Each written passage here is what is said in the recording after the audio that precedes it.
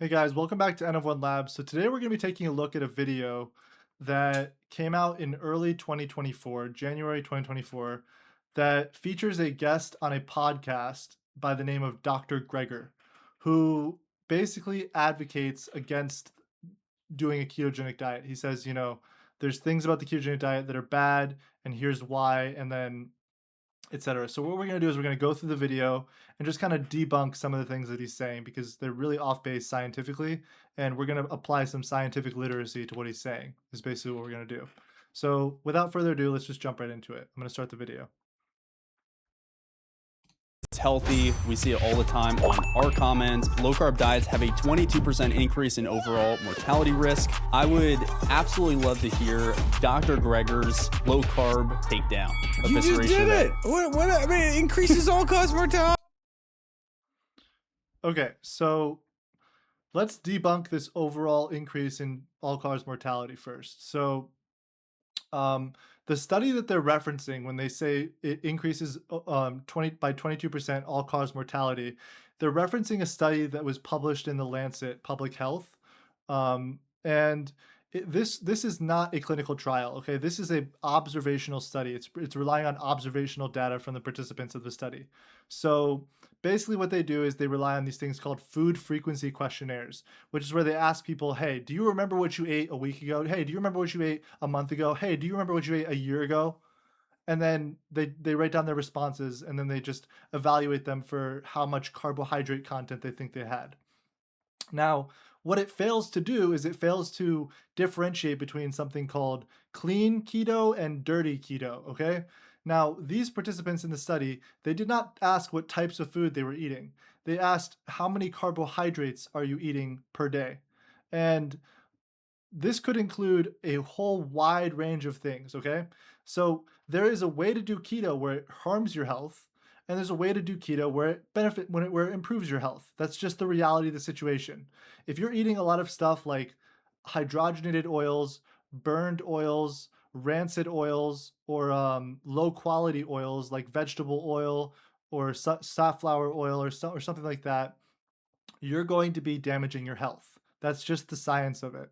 Now, this differentiates from clean keto, which is where you eat things like avocado oil, olive oil, and grass-fed meats, if you will, right? Those are going to be very beneficial for your health overall because we have studies on that already, clinical trial studies that have shown that people have improved metabolic markers from doing stuff like eating clean keto.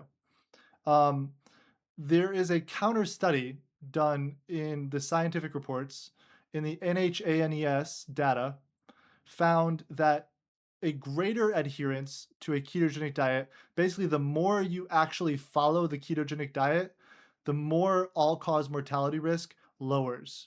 And that's just a study done that was an actual clinical trial that will actually point to the fact that a ketogenic diet is healthy for your body and for your brain.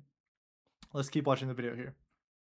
Unless you're suicidal, like what? I mean, so any diet that tells people don't eat fruit, for example, like, oh, don't eat fruit, really? Like, or don't eat whole grains, or don't eat legumes. I mean, any diet that says that. So, global burden of disease study, the largest study of human risk factors in history. The number one thing we can do to improve lifespan, associated with lifespan, eat legumes. Number 2 is whole grains. Number 3 is fruit. Number 4 is reduced meat. Number 5 is reduced, sugary drink.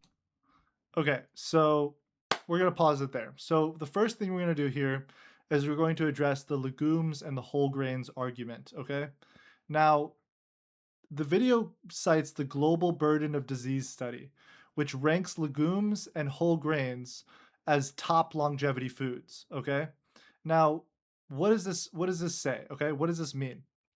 Well, the fact of the matter is that keto proponents argue that grains and legumes actually contain something called anti-nutrients. So like lectins and phytates.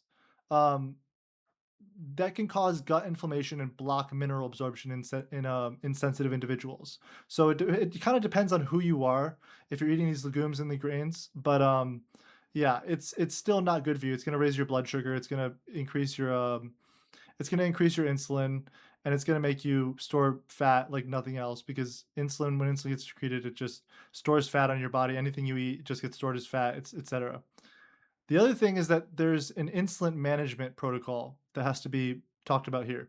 So for the 50% of adults with insulin resistance or type 2 diabetes, that's 50% of adults have insulin resistance or type 2 diabetes. Keep that in mind. The healthy carbs in grains and fruit cause significant blood sugar spikes. Significant. I'm talking like over 200 to 300 milligrams per deciliter of glucose in your blood. That is not good. Keto's primary benefit for increasing your metabolic health is that it metabolically repairs this process by keeping insulin low. The body can access its stored fat for fuel, which has been shown to reverse metabolic syndrome. That's just a fact, okay? Now, let's talk about the don't eat fruit reality. So, the sugar reality is this. Dr. Greger in the video, he mocks the idea of not eating fruit or avoiding fruit. Now, while fruit contains fiber, modern fruit has been bred to be much higher in sugar and than the ancestral varieties that we're used to. So you could think of this like this. High fructose intake is linked to non-alcoholic fatty liver disease. That is just a fact, okay? That's a really, really big fact, and I want you to keep that in mind. There's also something that we call keto fruits, which is like avocados, berries, and olives, for example. These are fruits that are low in carbohydrates, that have health promoting properties, that will not spike your blood sugar, and will actually improve your health over time. That's just the reality of the situation. Let's keep watching here. I mean, it doesn't even make sense. Even if it did have long-term sustainable weight loss, which is debatable at best, the goal of weight loss is not to fit into a skinnier cast. The goal of weight loss is to not make it lighter for your pallbearers. Yeah. Well said. Okay, so this is the last part of the video that I'm going to kind of go over scientifically here. So the skinnier casket roast is kind of hilarious if you think about it. The video ends by saying weight loss is pointless if the diet kills you, basically. That's what he's saying. So, biomarkers of health. Weight loss on keto isn't just fitting into a skinnier casket.